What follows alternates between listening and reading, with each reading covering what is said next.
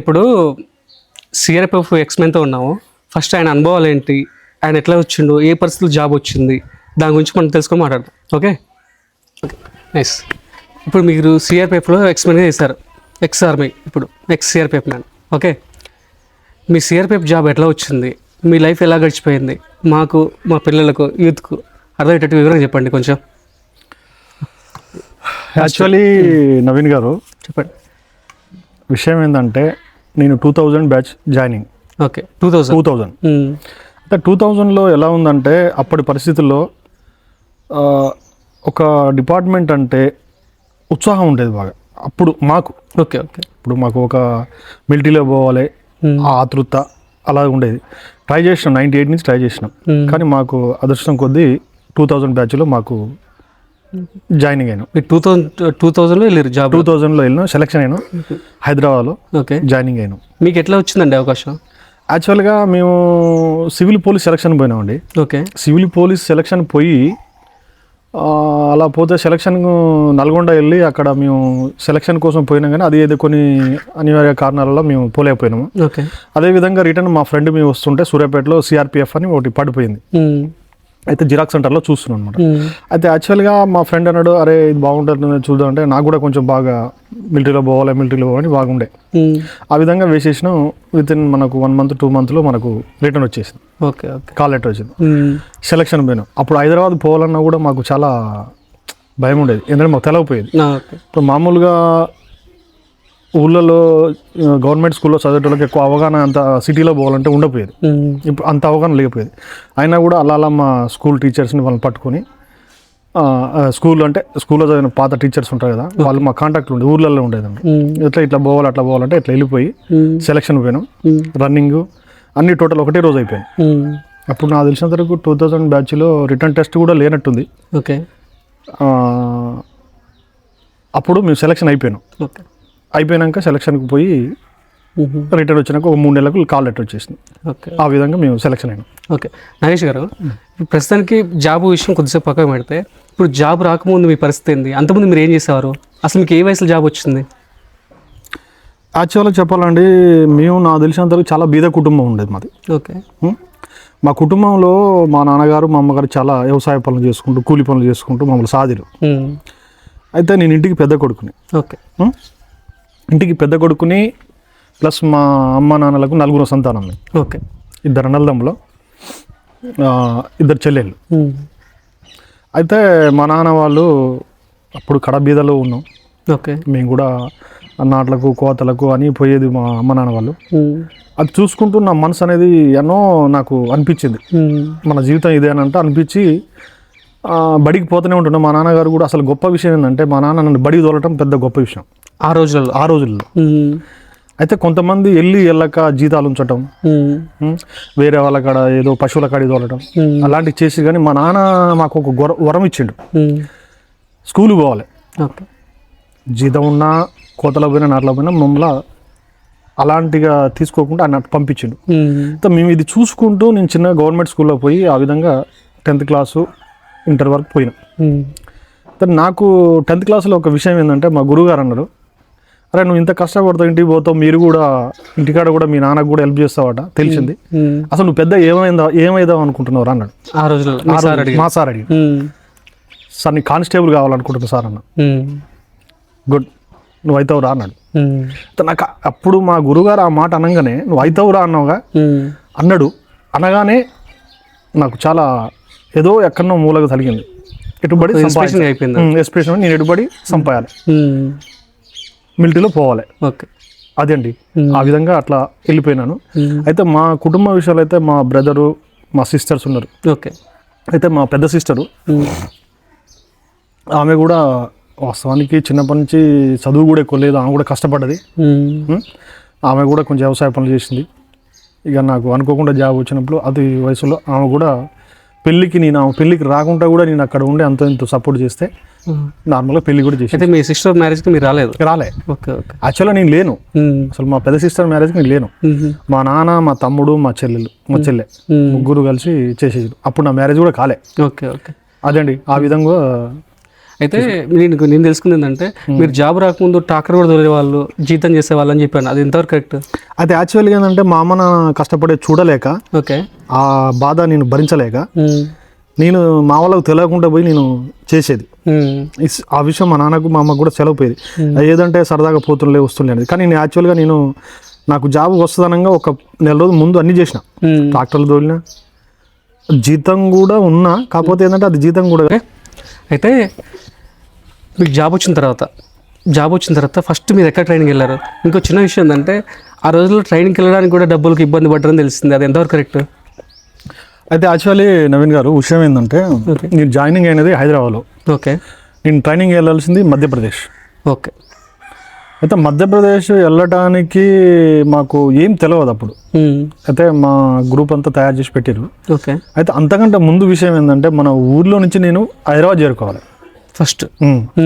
హైదరాబాద్ చేరుకోవడానికి యాక్చువల్గా ఏంటంటే మాకు ఛార్జీకి డబ్బులు లేవు అప్పుడు.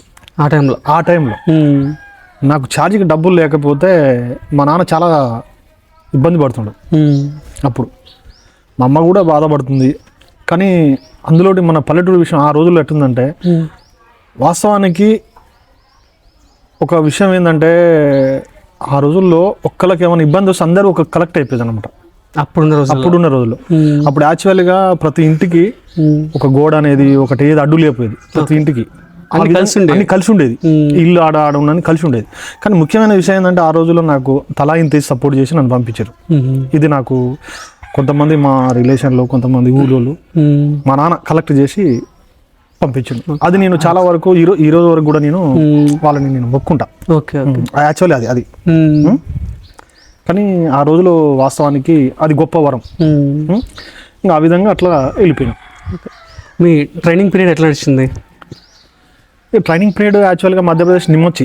ఓకే, మధ్యప్రదేశ్లో ఒక నిమ్మొచ్చి అని ఫస్ట్ అక్కడ ట్రైనింగ్ సెంటర్ సిఆర్పిఎఫ్. ఓకే, అందులో జాయిన్ అయిన కొత్తలో 1 month వరకు చాలా ఏడ్చినాం స్టార్టింగ్లో. ఎందుకంటే ఎక్కడో తెలియదు, భాష రాదు, ప్లస్ ఆల్ ఇండియా మొత్తం అందరు వస్తారు, ఒకళ్ళ భాష ఒకళ్ళకి తెలియదు. వాళ్ళు మమ్మల్ని చూసి ఒక మాట, వాళ్ళు చూసి ఒక మాట, అంటే నేర్చుకోవడానికి మాకు తికమక. ఆ విధంగా అలా నేర్చుకున్నాం. ప్లస్ మా గురువు గారు కూడా చిన్నగా హిందీ నేర్పడం మొదలు పెట్టారు. అట్లా కొంచెం పికప్ అందుకొని ఒక 3 నెలల వరకు ఇబ్బంది పడ్డాం. ఆ 3 నెలల తర్వాత ఆటోమేటిక్గా రొటీన్ అయిపోయింది. అట్లా అయితే మీరు జమ్మూలో కూడా వర్క్ చేస్తారని చెప్పి విన్నా. అక్కడ పరిస్థితులు, వాతావరణం ఎలా ఉంటాయి? అంటే అక్కడ మనం చూస్తున్నట్టే ఉంటుందా, వేరే ఎలా ఉంటుందా? చలి కానీ అక్కడ పరిస్థితులు కానీ ఇవన్నీ. అయితే యాక్చువల్లీ నవీన్ గారు విషయం ఏంటంటే నేను 2003లో ఓకే కాశ్మీర్ పోయినా. జమ్మూ వేరు అండ్ కాశ్మీర్ వేరు, అంటే ఒకటే. జేఎండ్కే అంటారు, జమ్మూ కాశ్మీర్. ఓకే, కానీ కాశ్మీర్ పైన ఉంటుంది, కింద జమ్మూ ఉంటుంది, కానీ రెండు ఒకటి. ఓకే, కాశ్మీర్లో ఏం జరిగిందంటే అప్పుడు కొత్తగా పోయినాం. అప్పుడు ఉగ్రవాదుల హల్చల్ బాగుంది. ఓకే, మేము పోయే సోపియాన్లో ఉన్నాం. అక్కడ బాగా పాకిస్తాన్కు ఇండియాకు కొంచెం వారు అప్పుడప్పుడు నడుస్తూనే ఉండేది. అంటే వారంటే ఉగ్రవాదులు చొరబాట్లు నడిచింది. మేము కొత్త పోయినాం. అప్పుడు కొంచెం మాకు కూడా అనిపించేది, ఏంది ఎక్కడి నుంచి ఎక్కడికి వచ్చినాము అలా ఉండేది. ఆ విధంగా కొంచెం రొటీన్ అయిపోయింది, అలవాటు అయిపోయింది. ప్లస్ ఐస్ పడటం. చలి వాతావరణం ఎట్లా ఉంటుంది? చలి వాతావరణం చాలా విపరీతమైన చలి. అది యాక్చువల్గా ఏంటంటే మనం ఒక ఫ్రిడ్జ్ లో ఉన్నట్టు ఉంటుంది అనమాట ఆ చలి వాతావరణం. దానికి అలవాటు పడిపోయినాం. ఆ చలి లేవడం, అలా ఉండటం, అలా నడవడం, అది ఇక రొటీన్ అయిపోయింది. అక్కడ ఫుడ్ పరిస్థితి ఏంది? ఫుడ్ యాక్చువల్గా అంటే రొటీన్ అంతా మనకు నడిచేది ఏంటంటే కొంచెం చేంజెస్ ఉంటుంది. ఇక్కడ మన స్టేట్స్ సౌత్ ఇండియన్కు అక్కడ చేంజెస్ ఉంటాయి. అయితే అక్కడ ఏంటంటే కొంచెం రోటీసు,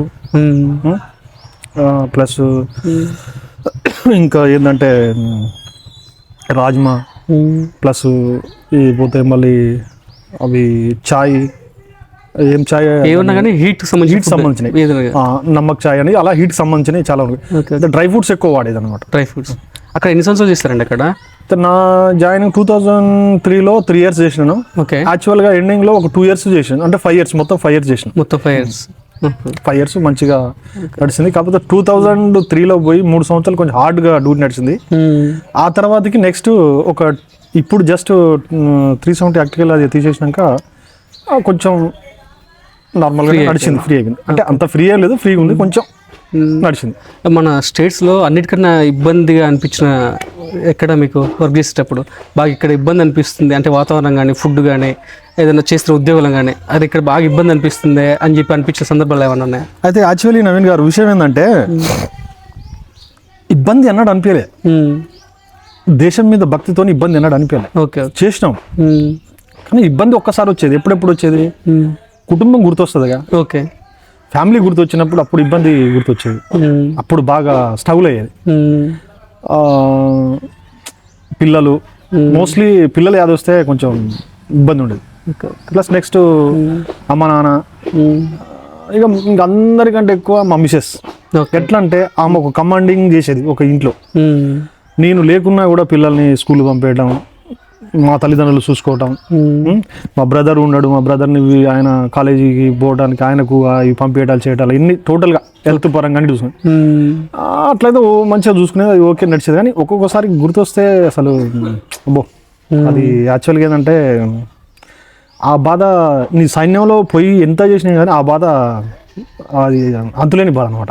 అచ్చా, అయితే నాకు కూడా ఒక చిన్న సందర్భం షేర్ చేసుకునేది ఏంటంటే మనం ఒకసారి మాట్లాడుకున్నప్పుడు ఇట్లే తెల్లారితే న్యూ ఇయర్ కొత్త సంవత్సరం, ఓకే, అందరు పిల్లలు అందరు సంబరాలు చేసుకుంటున్నారు.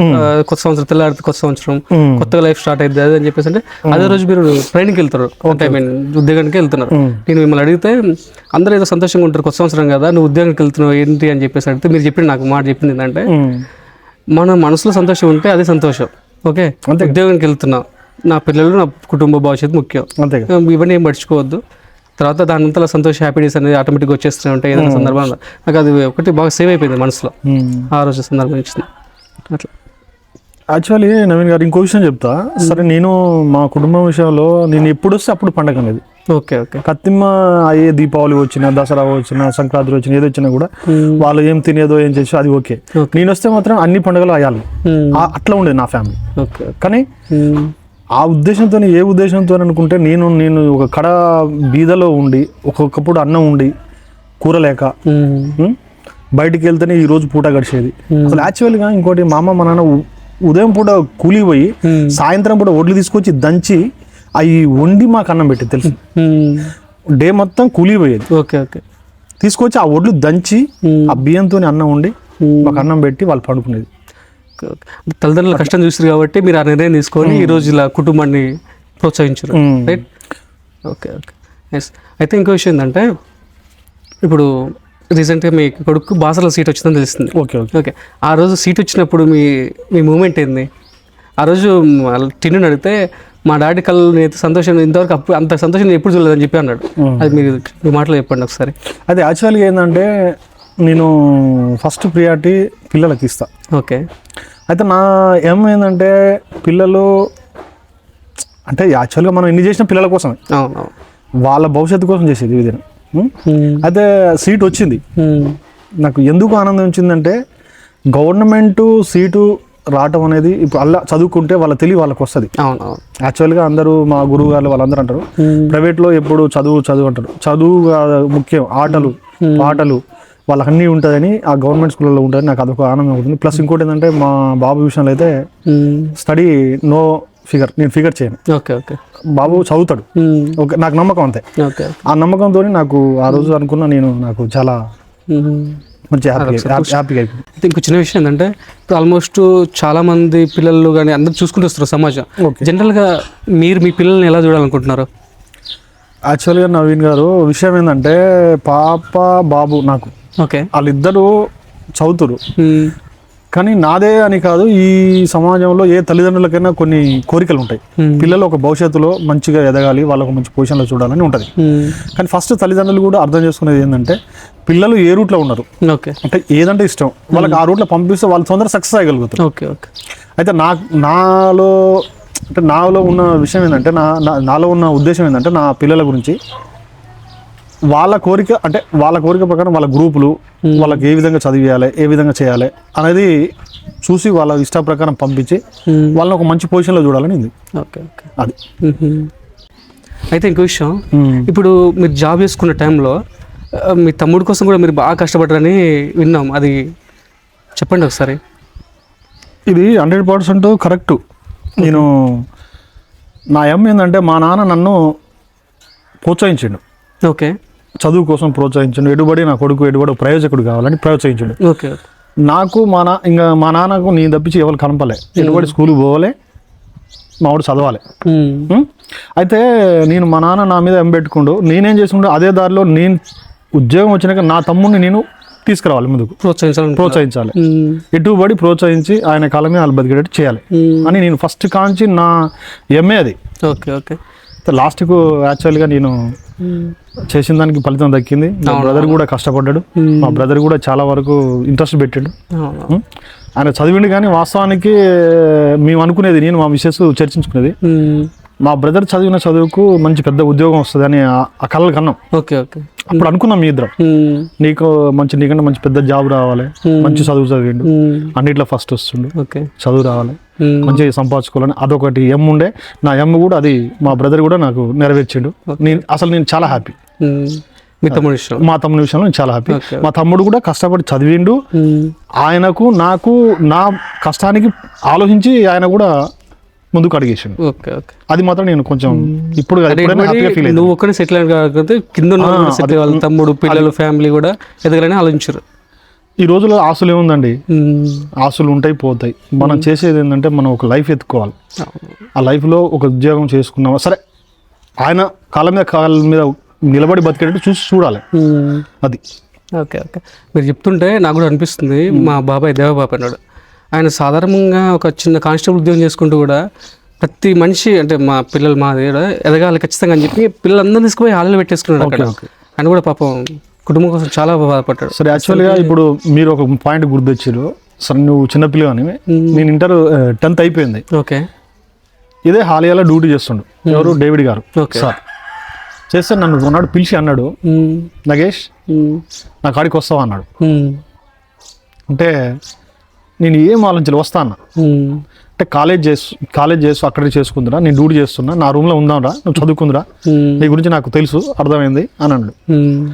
అంటే నాకు మంచిగా అనిపించింది.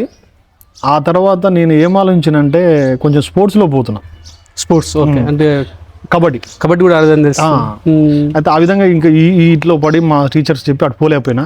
ప్లస్ ఒక మాట చెప్పిండు. అయితే ఆ రోజు డేవిడ్ గారు ఒక మాట చెప్పారు, నగేష్ ఒకటి గుర్తుంచుకో, ఏది చేసినా కూడా, ఏ జీతం చేసినా కూడా జీతగాడే. గవర్నమెంట్ జాబ్ చేసినా గవర్నమెంట్ జీతగాడే, ప్రైవేట్ జాబ్ చేసినా ప్రైవేట్ జీతగాడే. కానీ నువ్వు ఎక్కడ పోయినా కూడా కానీ ఒకటే విషయం గుర్తుంచుకో, ప్రైవేట్ అయినా చేయి, గవర్నమెంట్ చేయి, జీతగాడు అవుతాడు. కాకపోతే ఇది ప్రైవేట్, అది గవర్నమెంట్ అనేది ఒక నాకు మైండ్లో పెట్టింది. అది నాకు ఆలోచన వచ్చింది. అంటే గవర్నమెంట్ జీతగాడైనా ప్రైవేట్ జీతగాడే. కానీ అయితే ఇప్పుడు ఆల్మోస్ట్ మీ లైఫ్ అంతా కూడా అన్ని సక్సెస్లీ చూసారు, కొద్దిగా కష్టపడ్డారు, అయిపోయింది.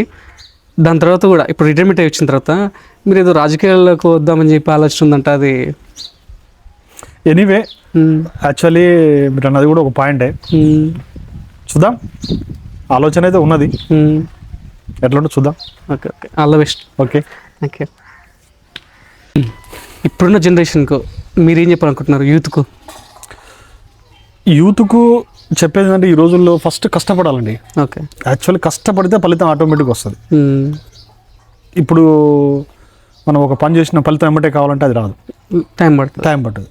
కష్టపడుతూ ఉంటే ఆటోమేటిక్గా నీకు ఫలితం దక్కుతుంది, నువ్వు ఒక సక్సెస్ అవుతావు. ప్లస్ ముందు నిన్ను చూసి ఇంకొకరు నిన్ను ఉదాహరణ చూసి తీసుకుంటారు, నీకు ఒక మంచి పేరు వస్తుంది. అలా నీకు ఒక మంచి నేమ్ కూడా వస్తుంది. అందుకోసం ఫస్ట్ మోస్ట్లీ కష్టపడాలి, ఫలితం ఏమంటే దొరకదు సుమా. అట్లా అది ఆ విధంగా యువతకు నేను చెప్పేది ఇది ఒకటే, ఫస్ట్ కష్టపడండి, చదువుకోండి, కుటుంబాన్ని బాధ్యతగా చూసుకోండి. తల్లిదండ్రులని ఏ విధంగా కష్టపడి మనల్ని ముందుకు పంపిస్తారో ఆ తల్లిదండ్రుల కష్టాన్ని అర్థం చేసుకొని చదువుకొని కష్టపడితే ఎప్పుడైనా ఆ ఫలితం ఆడిపోదు. ఇది 100% సక్సెస్. కష్టపడి చదువుకొని, కష్టపడి పని చేసి, కష్టపడి ఉద్యోగం చేసినా ఏం చేసినా కూడా తల్లిదండ్రుల కష్టం, మీరు పడ్డ కష్టం, తల్లిదండ్రులకు పడ్డ కష్టానికి ఫలితం 100% ఉంటుందండి. అది విషయం. సరే నాగేష్ గారు, ఓకే, థ్యాంక్స్ అండి, కొంచెం టైం స్పెండ్ చేసినందుకు మాకు. Okay, thanks.